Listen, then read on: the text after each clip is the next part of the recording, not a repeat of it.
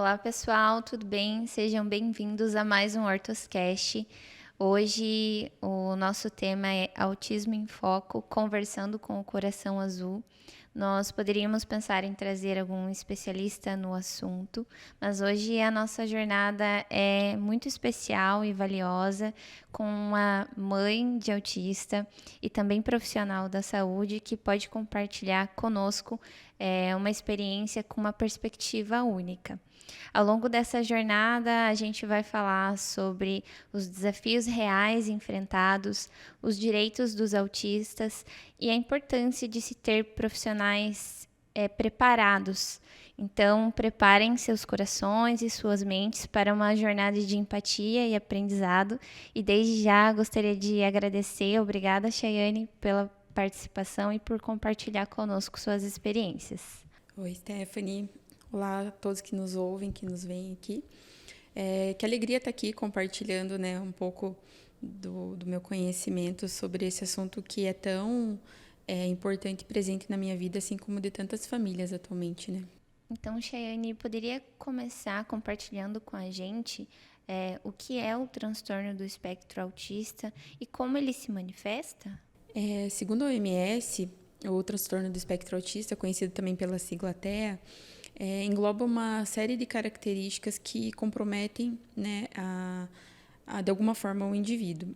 Pode ser no comportamento social, na interação social. Então, essas pessoas elas vão ter uma maior dificuldade de interagir com outras pessoas, né, de puxar assunto, de iniciar uma conversa ou até de manter um diálogo. Seja na comunicação verbal e não verbal, né, tanto na fala quanto na gesticulação, né, na nossa comunicação não verbal, né, seja por gestos. Então, por exemplo, uma das características que é bem evidente é uma criança que não atende pelo nome, por exemplo, né, quando é chamada ou não consegue apontar um objeto de interesse dela.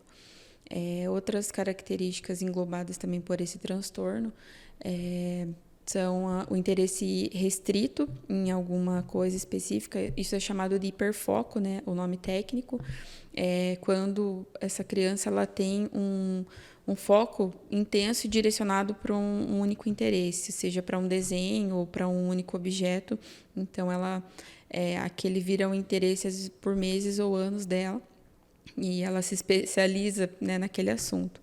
E também por padrões repetitivos de comportamento, isso é chamado de estereotipia, né? Então, quando a gente vê uma criança, por exemplo, balançando as mãozinhas ou batendo palma ou balançando a cabeça, isso se chama de estereotipia, é bem característico também do autismo.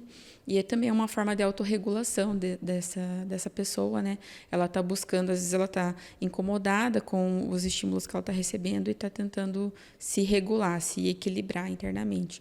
Então, eles fazem essas estereotipias.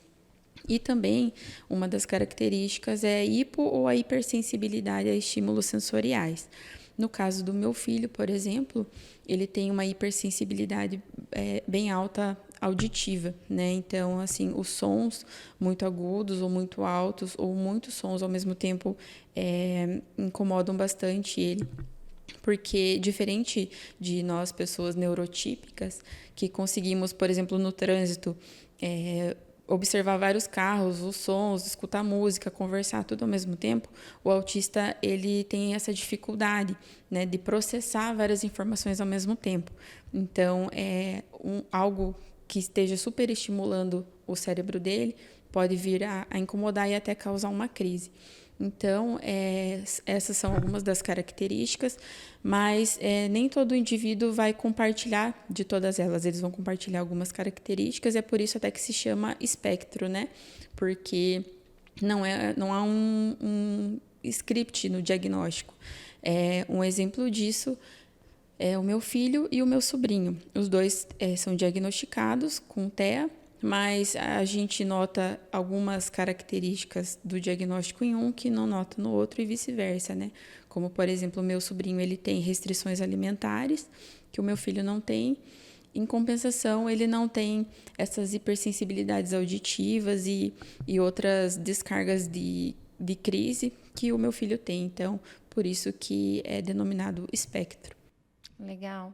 E quais as causas conhecidas ou como a pesquisa científica tem abordado esse tema? Não se conhece totalmente as causas do autismo ainda, né? Embora já seja estudado esse transtorno há cerca de 100 anos, mas as pesquisas científicas, elas sempre direcionaram esforços nas causas genéticas, né? Na hereditariedade da condição, passada de pai para filho, ou pela mãe. Então, assim, a gente sabe que existe, né, essa condição genética, e até novamente trazendo de exemplo, né, o nosso caso, eu tenho uma única irmã e o filho dela também é autista, né? Então, assim, a gente observa um padrão genético nisso, né, do meu filho e do dela terem o diagnóstico. Mas hoje já se sabe que existem causas ambientais, fatores ambientais também, né? Principalmente ligados à saúde do feto, né? E da condição da gestação. Então, exposição a substâncias tóxicas, a não vacinação, um pré-natal que não foi feito, né? Ou não teve qualidade. Várias situações do ambiente podem acabar interferindo. Então, hoje já se fala em causas genético-ambientais para o autismo. Interessante. E você comentou sobre as características e eu queria entender também um pouco sobre o diagnóstico, né? Como foi a chegada desse diagnóstico na vida de vocês? Bom, como a maioria dos casos, acredito eu, começaram com suspeitas, né? Como eu não tinha parâmetro, porque era meu primeiro filho, eu não tinha muito parâmetro de comparação. Mas eu observava que o Joaquim, né, o meu filho, ele tinha características muito peculiares, muito dele, assim. Então, ele era uma criança que, como eu comentei, ele não atendia pelo nome quando a gente chamava diversas vezes, não tinha interesse em brinquedos ou não utilizava esses brinquedos com a finalidade que eles tinham. Então, assim, ele preferia um objeto de cozinha, por exemplo, do que um brinquedo, né? E tinha um limiar muito baixo para negativas, então a resposta dele, por exemplo, para a gente impor um limite desde muito bebê era muito difícil. Então a gente procurou a ajuda de uma psicóloga, não para investigar o autismo propriamente dito, mas para tratar essas situações de comportamento dele, para entender, né, também. E aí, depois de uns 2 meses observando ele em terapia, ela mesma nos apresentou essa possibilidade, né, essa desconfiança que ela tinha de que ele poderia estar no espectro. E então ela elaborou uma carta com todas as suas observações, e eu procurei então um neuropediatra, especialista, né, em crianças autistas, e inclusive ele é médico do Joaquim até hoje. E aí, na consulta, eu já fui munida de várias situações que eu observava no comportamento dele que poderiam ser relevantes, né, para o médico também entender por que a gente estava ali. Então, com a carta da psicóloga, o médico também observou o Joaquim em umas 2 horas de consulta, mais ou menos, fez várias situações para tentar interagir com ele melhor e entender ele melhor. E também com uma entrevista bem longa comigo, a gente saiu com o diagnóstico clínico já, né, que é da forma que é feito, e com o laudo, além de todas as recomendações das terapias de apoio que ele teria ali para frente, né? Então, terapia com fonoaudiólogo para desenvolver a fala, porque até então ele tinha 3 aninhos. Até então, ele não estabelecia um diálogo, ele tinha muita ecolalia, que é a repetição de palavras sem uma função de comunicação de fato, né? Então, um exemplo que eu dou assim, e que era bastante frustrante até para mim como mãe, né?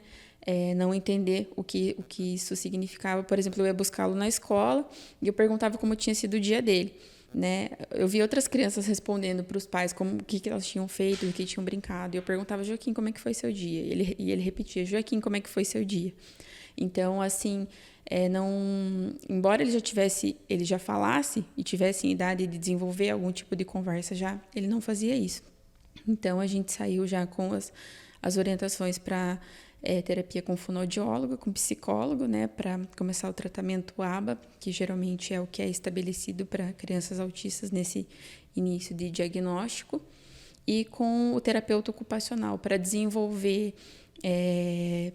a motricidade, né, a coordenação motora fina, equilíbrio também, porque ele também tinha esse problema de equilíbrio.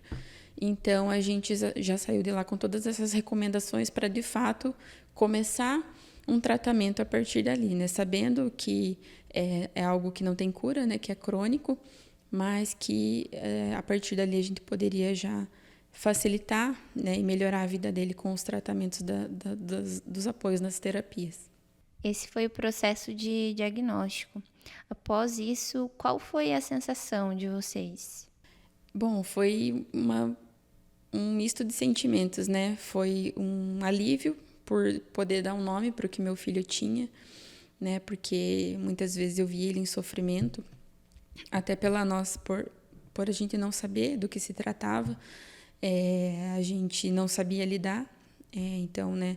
Às vezes expondo ele, por exemplo, aí um shopping cheio ou um mercado cheio, ele tinha crises, né? Porque estava tendo muita sobrecarga sensorial, de muito barulho, pessoas, luzes. Então, assim, foi um alívio a gente dar um nome para essa condição, e eu sabia que a partir dali eu poderia aprender, estudar, pesquisar para poder ajudá-lo, né? E também foi de medo, né? Porque um diagnóstico desse, você sabe que é uma condição para a vida toda, né? Onde você vai ter que buscar passar por cima de muitas coisas, muitos desafios que estão por vir, né? Muitas situações de preconceito e assim, até com a própria criança, de desenvolvimento mesmo, né? Então, mas foi, de certa forma, um alívio por saber que a partir dali ele poderia ter o tratamento que ele precisava ter, né, para ter uma qualidade de vida melhor e até mesmo para a gente poder entender e exercer os direitos dele, né? Então foi um processo de entendimento, um processo libertador que facilitou com que vocês pudessem auxiliá-lo de uma forma melhor, né? E por falar em direitos, você podia citar então um pouquinho dos direitos, até para quem nos ouve, né, os familiares, poderem estar por dentro disso? A linha do tempo dos direitos dos autistas tem vários marcos históricos, né? Mas o que a gente pode destacar de duas questões importantes, a primeira é a Lei Berenice Piana, de 2012, que fez a lei de proteção à pessoa com transtorno do espectro autista, né? Garantindo o direito às terapias, ao diagnóstico precoce, às terapias pelo SUS, medicamentos, né? Além de vários outros direitos ligados a buscar a igualdade da pessoa com transtorno do espectro autista na sociedade. E também essa mesma lei, ela coloca a pessoa com TEA como pessoa com deficiência para todos os efeitos legais. Então, a pessoa com TEA ela vai ter os mesmos direitos de uma pessoa com deficiência, né, um PCD. E uma ainda mais conhecida e mais recente é a Lei Romeu-Mion, né, de 2020, que ela trouxe a criação da carteira de identificação da pessoa com autismo, né, com transtorno do espectro autista. É a CIPTEA que chama, né, esse documento. Ele é um documento com validade nacional e ele visa justamente identificar essas pessoas, já que é uma deficiência oculta, né, chamada deficiência oculta, porque o autismo ele não tem cara, ele não tem um fenótipo, né? Você não olha para alguém autista e identifica isso só olhando para ela. Então, por isso é bastante complicado quando a gente ouve assim, mas seu filho não tem cara de autista, ele não parece autista, porque de fato não tem como perceber isso. E essa lei ela é importante porque ela valida os direitos, visualmente os direitos dessas pessoas, né? que até então sofriam muito em, às vezes, não poder exercer os seus direitos, não buscar, por exemplo, não poder buscar um atendimento preferencial, porque não é algo visível, né, para o resto das pessoas. Então, essa legislação ela foi muito importante nesse sentido. Então, por isso que é cada vez mais comum a gente ver as crianças, por exemplo, com um cordão, né, até trouxe aqui para te mostrar, esse cordãozinho com o quebra-cabeça, ele é um símbolo do autismo, né, para demonstrar essa complexidade de fato dessa condição, né. Então, é um símbolo. Ou com cordão de girassol, que é também das deficiências ocultas, não é só para o autismo, né? É para qualquer deficiência que não possa ser vista. Então, é muito mais comum hoje a gente ver essa identificação que facilita bastante, né, no tratamento dessas pessoas nos lugares onde elas estão, né, para garantir que elas possam usufruir, né, dos seus direitos. E esse documento, né, o CIPTEA, ele é emitido de forma gratuita pelos órgãos estaduais, então as pessoas elas podem buscar isso, né, de forma eletrônica no seu estado. Cada estado tem a sua forma de emissão, mas elas têm validade nacional. E assim, ela tem informações muito importantes, porque além de ter as informações ali básicas e identificar que aquela pessoa tem o transtorno, ela tem informações como o tipo sanguíneo e o contato telefônico do responsável, por exemplo, né? Então, isso é muito importante para o caso em que, por qualquer motivo, uma criança, por exemplo, esteja sozinha, né, e ela esteja identificada com esse cordão, o acesso ao responsável dela vai ser muito facilitado, porque nem sempre, como eu falei, o autista ele vai conseguir se comunicar, né, então às vezes ele não vai conseguir expressar o que ele precisa ali para as pessoas, conseguir identificar ele, o responsável. Então esse documento ele foi muito bem pensado nesse sentido também, né, de entender e atender essas condições, essas características da pessoa ali, do indivíduo. Muito interessante. Então, esse aqui é o cordão, né? E é bem importante poder identificar, como não é algo visível a todos, até em muitas situações, uma fila preferencial, por exemplo, quando a criança tem essa dificuldade com relação ao ruído ou ao ambiente lotado, né? Então, a fila preferencial, com certeza, é muito importante para essa pessoa e vale a pena que todos conheçam e respeitem, né? E por falar em apoio, pensando em apoio ao ensino, por exemplo, como você, enquanto mãe e também profissional da saúde, identifica a importância dos profissionais, os educadores, né, que estão tão presentes na rotina da criança ali no dia a dia?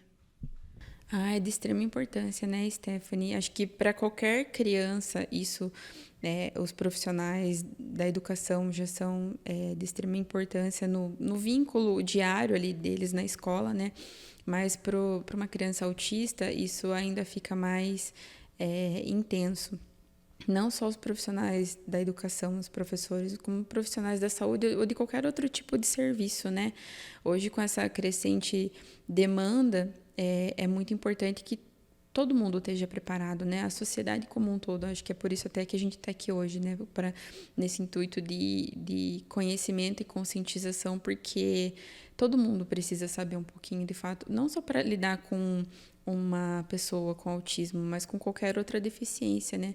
A acessibilidade, ela tem que ser total e em qualquer lugar.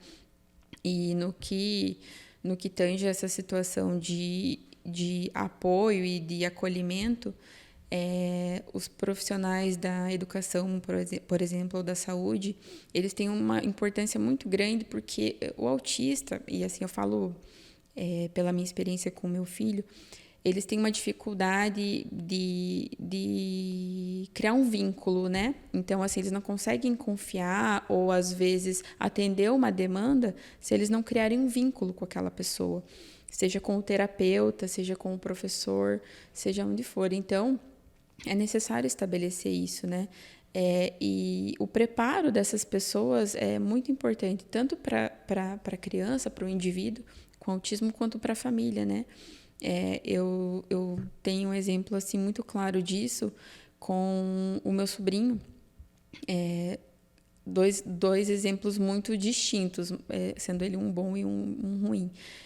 A minha irmã morava em outro estado, e aí o meu sobrinho foi matriculado na escola, e assim, ele tem uma inteligência acima da média para a idade dele, então ele faz as coisas muito rápido e fica com muito tempo sobrando, por exemplo, uma atividade na sala de aula. E aí ele dispersa e quer fazer outras coisas, quer preencher o tempo dele ali. E ele era muito hiperfocado em carrinhos nessa época. E aí ele queria um carrinho que tinha na sala de brinquedos, porque ele já tinha terminado as atividades dele. E começou a ficar muito agitado com isso, né? A professora não tinha preparo mesmo sabendo da condição dele, do diagnóstico, porque quando a gente matricula o nosso filho na escola, a gente já previamente fala desse diagnóstico até, né? Porque é importante, é uma via de mão dupla ali a comunicação, né, entre a família e a escola nessa situação. Então, mesmo sabendo do diagnóstico, ela não tinha preparo para lidar com isso e ela acabou pegando os braços dele com força, né, para tentar impor uma autoridade ali. E ele ficou com os braços marcados, com os braços roxos. A minha irmã precisou acionar meios legais, né, e registrar um boletim de ocorrência, tudo porque foi uma experiência bastante traumática para ele, né? Então, você veja, era uma profissional da educação que já estava acostumada a lidar com crianças, mas não tinha preparo para aquele tipo de situação, né? E, em contrapartida, quando minha irmã se mudou, né, para a cidade onde ela mora hoje, e ela foi matriculada numa escola, nesse caso, numa escola pública, inclusive, e levou o laudo, né, toda a condição dele.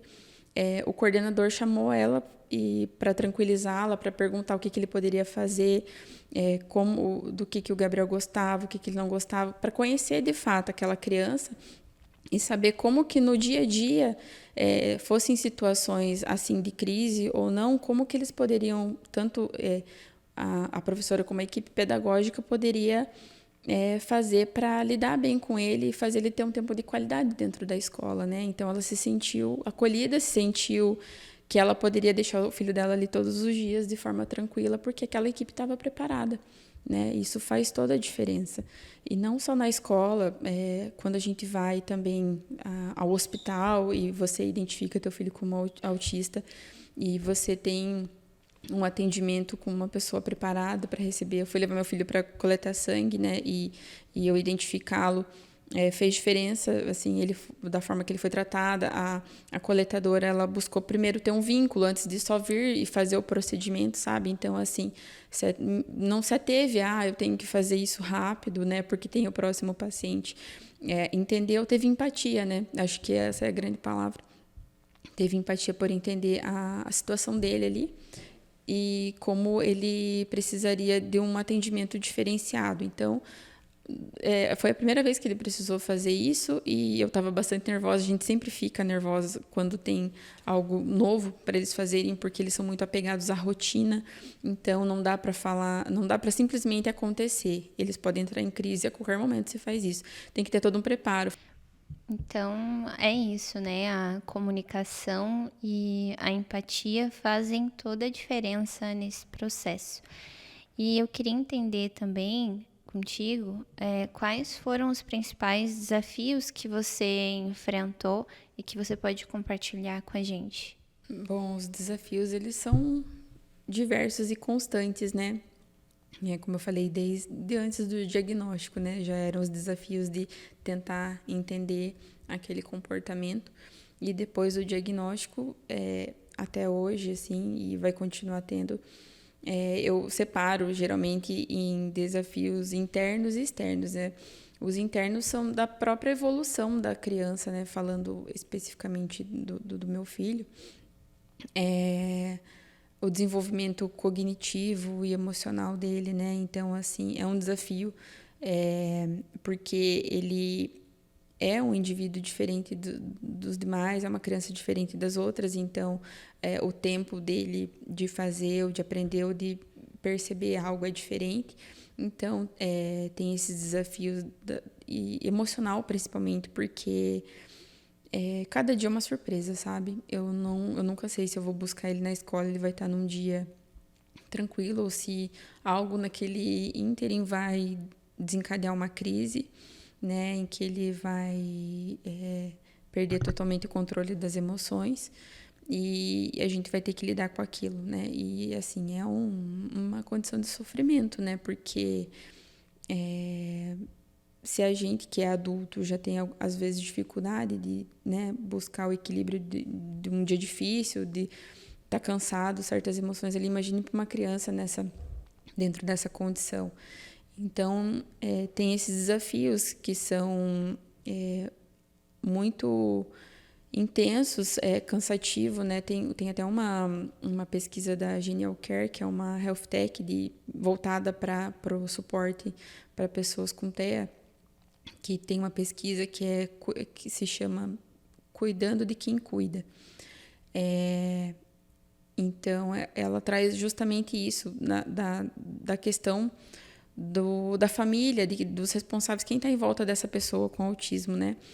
Que também precisa, né, de suporte psicológico, às vezes, porque é uma condição que não dá para a gente romantizar, né? A gente precisa falar sobre ela, mas não dá para romantizar dizendo que é fácil, que é bom. Até por isso não se usa mais, antigamente se usava. Os níveis de autismo se classificavam em leve, moderado e grave, né? E aí, teve um momento que se entendeu que não existe autismo leve, né? Não é leve para ninguém, não é leve para quem tem, não é leve para quem cuida. Então, hoje, a classificação é grau 1, 2 ou 3 nível de suporte. Então, você vai precisar de grau 1 de suporte, grau 2 ou grau 3, conforme, né, as condições de limitações daquela pessoa. Então, de fato, não é leve, né? Todo dia é um desafio dentro de casa, né?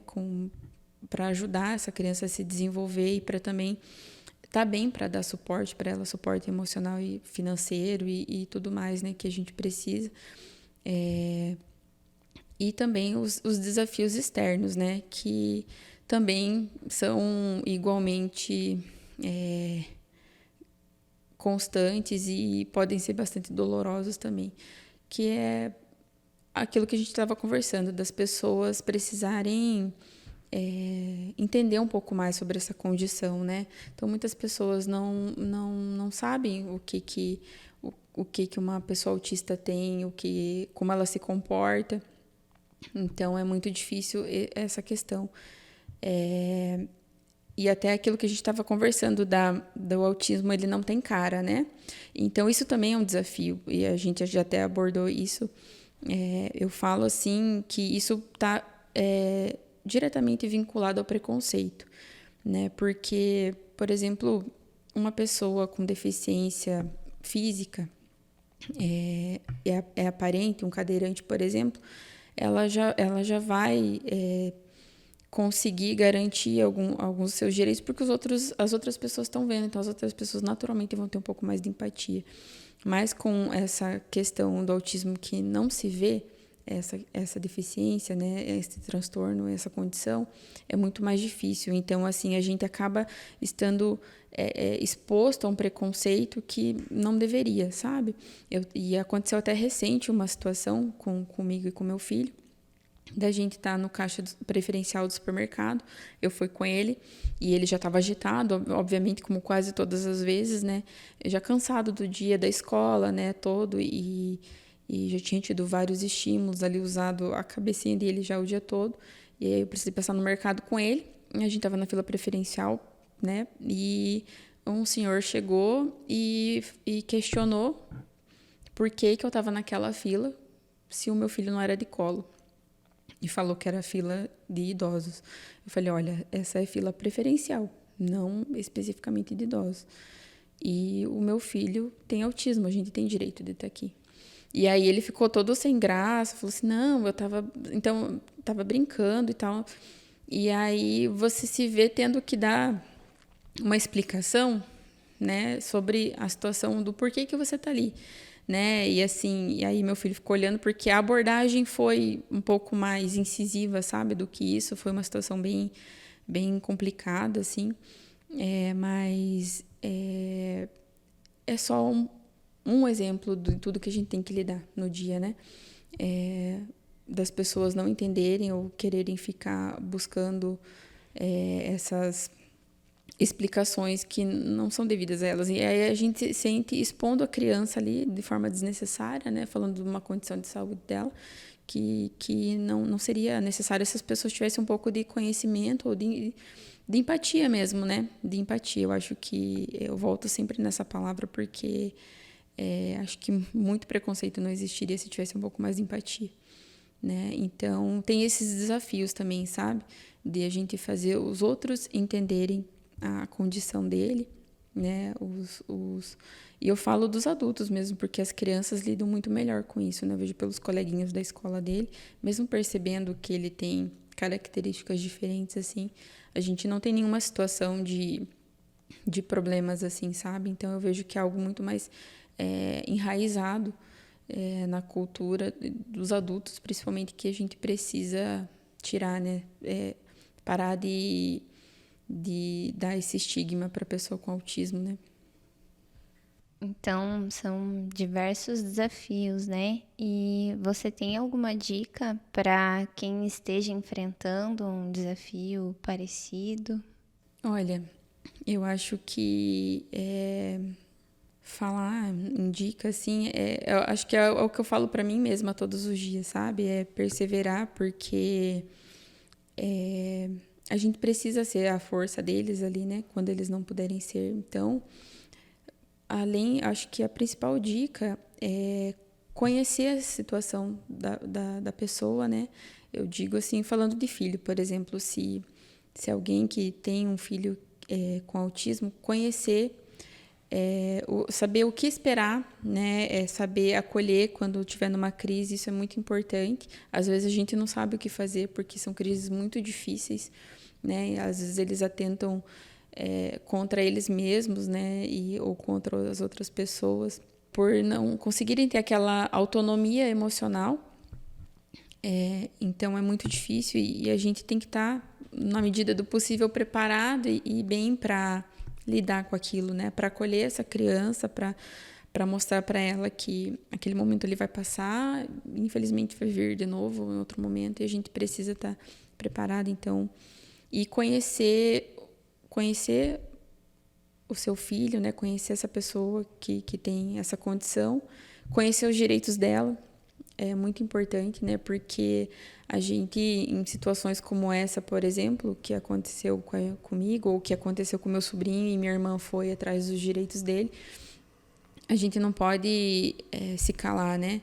Porque a gente tem que, enquanto os nossos filhos crescem, a gente tem que demonstrar para eles que, em certos momentos, eles mesmos vão ter que fazer isso, né? Vão ter que brigar pelo espaço deles, pela igualdade, né? Porque a gente leva eles para terapia e dá todo o suporte necessário justamente para que, em determinado momento, ele tenha as mesmas possibilidades de qualquer outra pessoa, né? Seja de estudar, de fazer uma faculdade ou de inserir no mercado de trabalho.